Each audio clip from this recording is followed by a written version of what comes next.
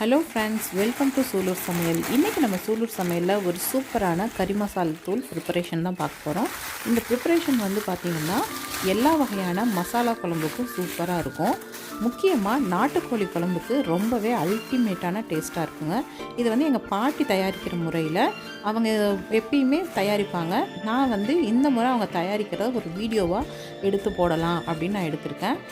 1 kilo மிளகாய்க்கு என்னென்ன பொருள் எந்தெந்த அளவு சேர்க்கணும் அப்படின்னு நம்ம பார்க்கலாம். மிளகாய் வந்து பார்த்திங்கன்னா சம்பா மிளகாய் அப்படின்னு கேட்டு வாங்கிக்கோங்க. 1 கிலோ சம்பா மிளகாய்.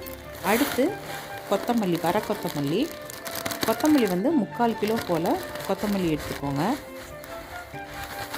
நம்ம இந்த மாதிரி மசாலா ப்ரிப்பரேஷனுக்கு வந்து பார்த்திங்கன்னா பொருட்களை வந்து நம்ம சந்தையில் போய் வாங்கும்போது நம்ம கையில் தொட்டு பார்த்து அதோட தரத்தை நம்ம பார்க்க முடியும். இப்போ கடைகளில் வந்து பேக்கெட்டில் வாங்க போகும்போது நமக்கு அந்த மாதிரி பொருட்களை பார்க்குறதுக்கு நமக்கு வாய்ப்பு இருக்காது.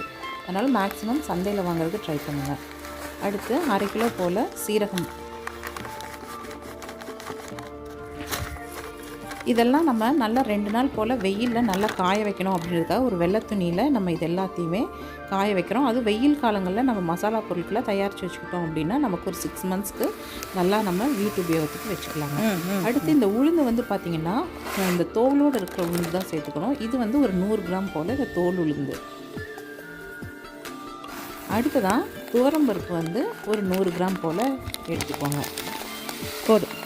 எல்லாமே நல்லா ட்ரை ரோஸ்ட் ஆகணும். அதாவது ட்ரையாக வெயிலே நல்லா சுக்காக காயணும். இப்போ நல்ல வெயில் காலன்றனால நம்ம வந்து இதை ப்ரிப்பேர் பண்ணுறோம். அடுத்து மஞ்சள் வந்து பார்த்திங்கன்னா இந்த மாதிரி உருண்டை மஞ்சள் தான் வாங்கிக்கணும். இந்த குச்சியாட்ட இருக்கிற குச்சியாக இருக்கிற விரல் மஞ்சள் வாங்கக்கூடாதுங்க. இந்த மாதிரி உருண்டை மஞ்சள் தான் மசாலாவுக்கு வாங்கிக்கணும். நான் வந்து எந்தெந்த பொருள் சேர்த்துருக்கோம் அப்படின்றத நான் டிஸ்கிரிப்ஷன்லேயும் கொடுத்துருக்குறேன். இப்போ இந்த பொருள் பார்த்திங்கன்னா கடலைப்பருப்பு, சோம்பு, வெந்தயம், பட்டை, கடுகு, மிளகு, அப்புறம் கருவேப்பிலை வந்து பார்த்திங்கன்னா நல்ல ஒரு 4 பிடி கருவேப்பிலை வந்து இந்த மாதிரி பண்ணி கருவேப்பிலை மட்டும் நீங்கள் வெயிலில் காய வைக்க வேண்டாம், நிழலில் உலர்த்தி காய வைங்க.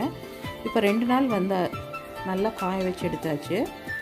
இப்போ இந்த மிளகாயோட சவுண்டு பார்த்திங்கனாவே உங்களுக்கு தெரியும். இப்போ நல்லா காஞ்ச மிளகாயை நம்ம கையில் எடுத்து இப்படி உடைச்சோம்னாவே 2ஆக ஒடிஞ்சு வரும். இந்த மாதிரி காயணும் மிளகாய். அதே போல் மல்லியெல்லாம் நல்லா உடைச்சி சுத்தம் பண்ணி எடுத்துட்டாங்க. இப்படி மல்லி இப்படி கையில் க்ரஷ் பண்ணாவே அது 2 உடையணும்.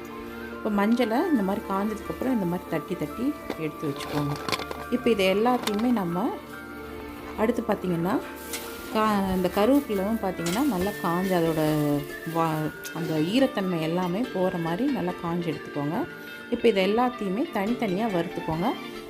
மிளகாயும் மஞ்சளும் வறுக்கும்போது கொஞ்சமாக உப்பு சேர்த்து வறுத்துக்கணும். ஏன்னா உப்பு சேர்த்து வறுத்தோம்னா சீக்கிரம் கரிஞ்சு போகாது. இப்போ இது எல்லாத்தையும் ஒரு பாத்திரத்தில் எடுத்து நாங்கள் மில்லுக்கு அரைக்க எடுத்துகிட்டு போகிறோம்.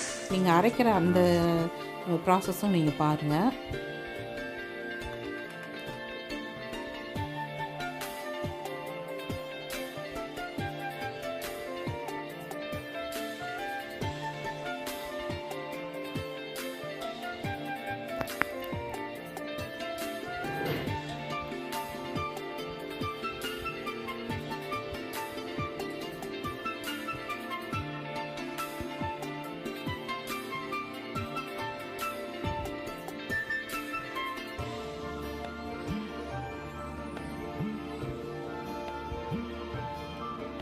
இப்போ இது வந்து நல்லா அரைச்சி எடுத்தாச்சு. இது வந்து பார்த்திங்கன்னா ஒரு 2-3 முறை வந்து எடுத்து போட்டு நல்லா அரைச்சி மசாலாவை அரைச்சதுக்கப்புறம் இப்படி ஒரு பெரிய ட்ரேயில் ஆற வச்சு தான் நமக்கு மில்லுலேயே கொடுப்பாங்க.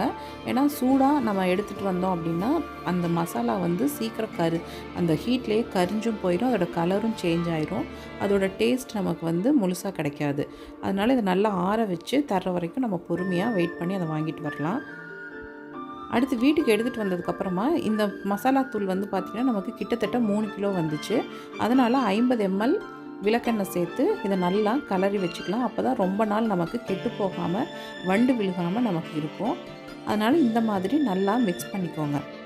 வழக்கமாக நம்ம மசாலாலாம் நம்ம வீட்டில் பெரிய சம்படங்களில் ஸ்டோர் பண்ணி வைப்போம். அதே போல் ஒரு சம்படத்தில் போட்டு ஸ்டோர் பண்ணி வச்சுக்கோங்க. தேவைப்படும் போது எடுத்து யூஸ் பண்ணிக்கலாம். கண்டிப்பாக இந்த மசாலா ப்ரிப்பரேஷன் உங்களுக்கு பயனுள்ளதாக இருக்கும் அப்படின்னு நினைக்கிறேன். நீங்களும் இந்த மெஷர்மெண்ட்டில் ட்ரை பண்ணி பார்த்துட்டு உங்களுடைய கமெண்ட்ஸை மறக்காமல் கமெண்ட் பாக்ஸில் சொல்லுங்கள். உங்கள் ஃப்ரெண்ட்ஸ்க்கும் ஷேர் பண்ணுங்கள். மறக்காமல் நம்ம சேனலை சப்ஸ்கிரைப் பண்ணிவிட்டு பக்கத்தில் இருக்க பெல் ஐக்கானை கிளிக் பண்ணுங்கள். தேங்க்யூ.